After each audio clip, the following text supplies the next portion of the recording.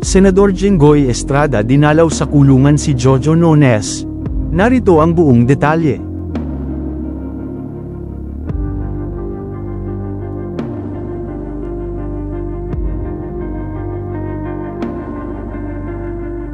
Mabilis na kumalat sa social media ang litrato kung saan makikita na dinalaw umano ni Senator Jinggoy Estrada si Jojo Nones. Sa loob ng detention cell ng Senado, matatandaang na-detain si Nones matapos siyang ipakontempt ni Estrada. Dahil sa patuloy na pagtanggi nito sa mga akusasyon laban sa kanya ni Sandro. August 19 ay nagtungo si Sandro Mulak at ama nito na si Nino Mulak sa Department of Justice para opisyal na magsampa ng kaso laban kina Jojo Nones at Richard Cruz. Ayon kay Senador Estrada ay kinausap niya umano si Nones upang tanungin ito kung magbabago ba ito ng pahayag at kung aaminin na nga ba nito ang totoong nangyari. Ayon kay Senator Jinggoy, aminin lang ni Jojo ang buong katotohanan. Bahala na ang korte sa kanya dahil naghain na ng reklamo si Sandro sa Department of Justice. Pero pinanindigan ni Jojo ang kanyang pagtanggi. Samantala, nag-file na rin ng legal counsel niyang si Attorney Maggie Abraham Garduque ng motion to lift order of contempt and release of resource person under detention. Kailangan daw makalabas na si Jojo dahil inihahanda na ng legal counsel ang counter affidavit para sa reklamong inihain ni Sandro sa Department of Justice.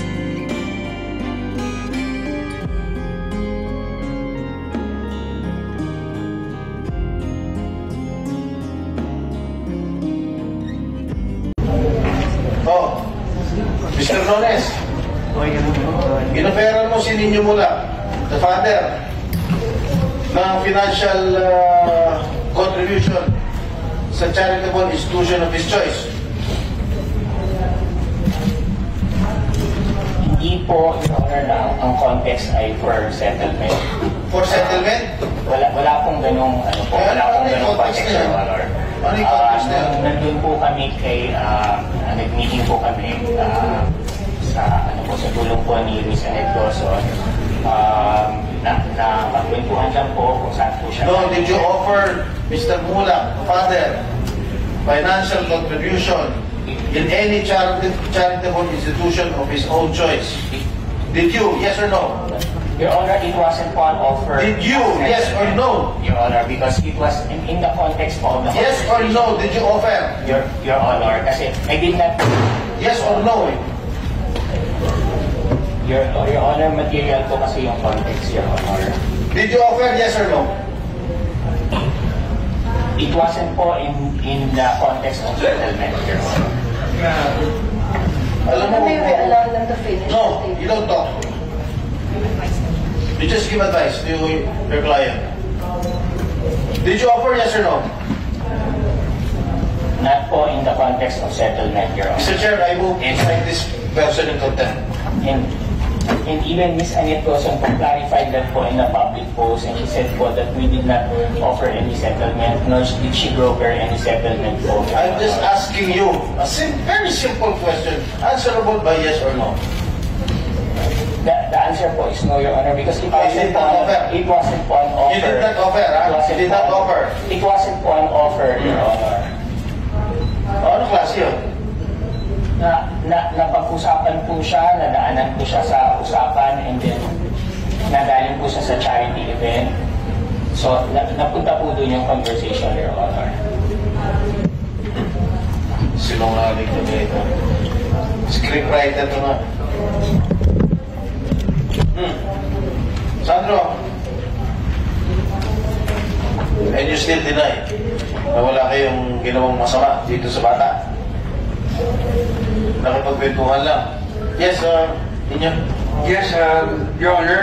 I'd just like to, because the last hearing, the second hearing po, we were all under oath, and they said that they never offered any donation. They never offered me any donation of to a charitable institution of my choice. But Attorney Annette Gozon has proven that they did through an affidavit. Where is the affidavit? You have a copy? Oh, Ito pala, nagsisinungaling na kayo. Yan. May affidavit na si Atty. Annette. With due respect, Your Honor, may we be allowed to read the affidavit, Your Honor? It's a right of my client to be confronted with all the evidence of the witnesses against them, Your Honor. Oh, sige. Paige, can we have the affidavit of Atty. Annette? Your Honor, the affidavit is being reproduced right now, Your Honor. So give them a copy.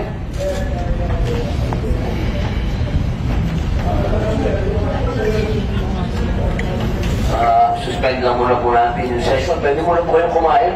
Alam mo, suspend lang muna po habang inaantay natin. Ready to show, Mr. Chair? Senator Joy.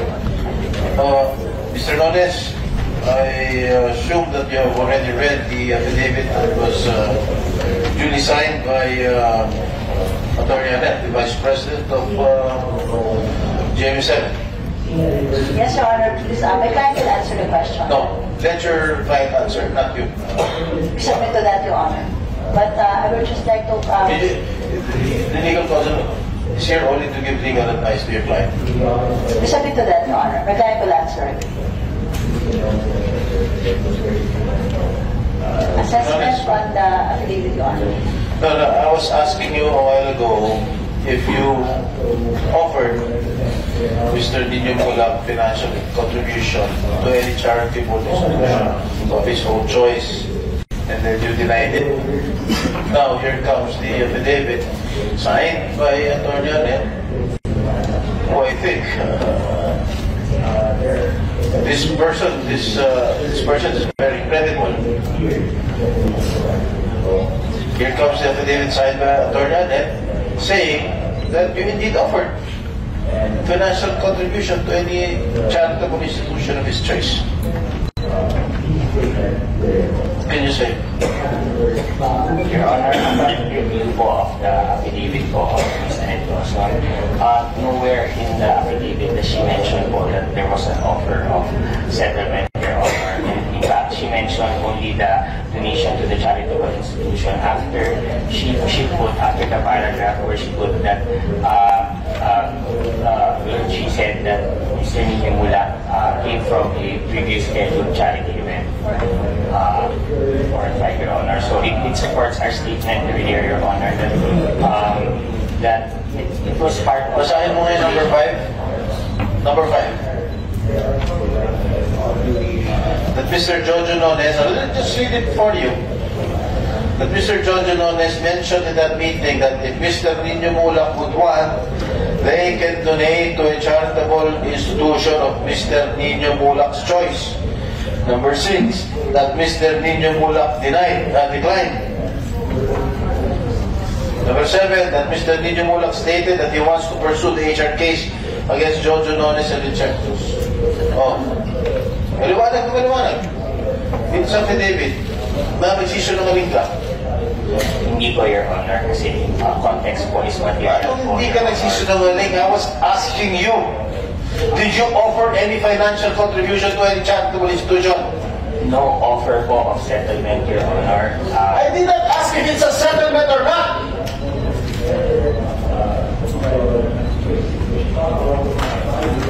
The only question I'm asking you is that if you offered financial contribution.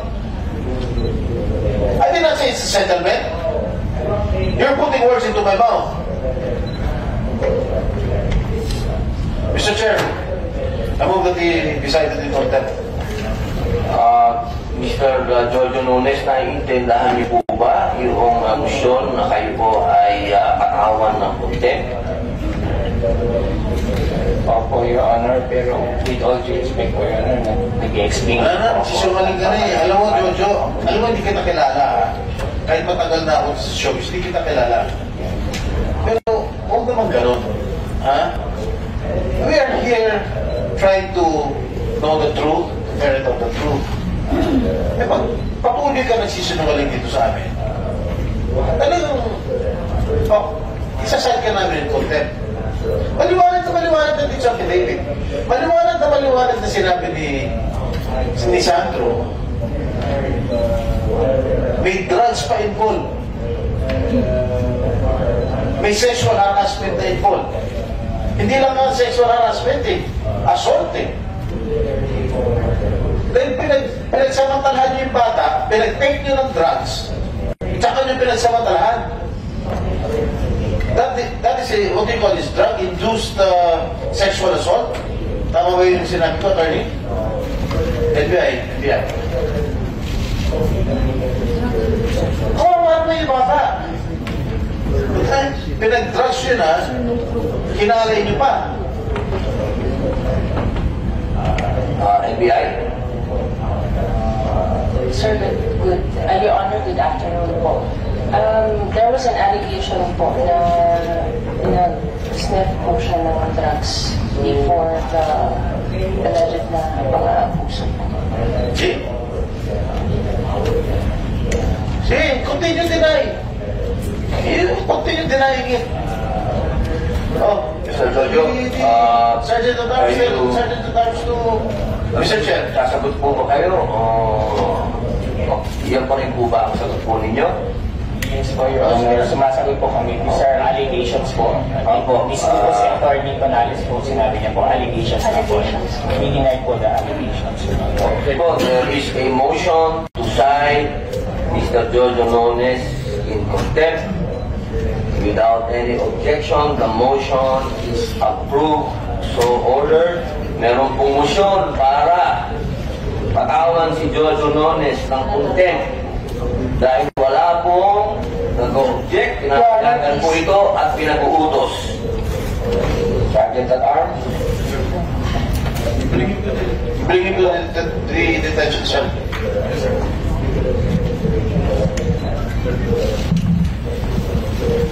Attorney Topacio, you're not only lawyering for Mr. Gerard Santos, am I correct? You're also here as an independent resource person. Yes, so Your you're Honor. handling cases relative to these issues. Yes, Your Honor. Correct? Yes, Your Honor. Alright. Kanina sinabi ko, hindi lang lalaki minumulestya, pati mga babae. Alright? I heard before, during the lunch, you were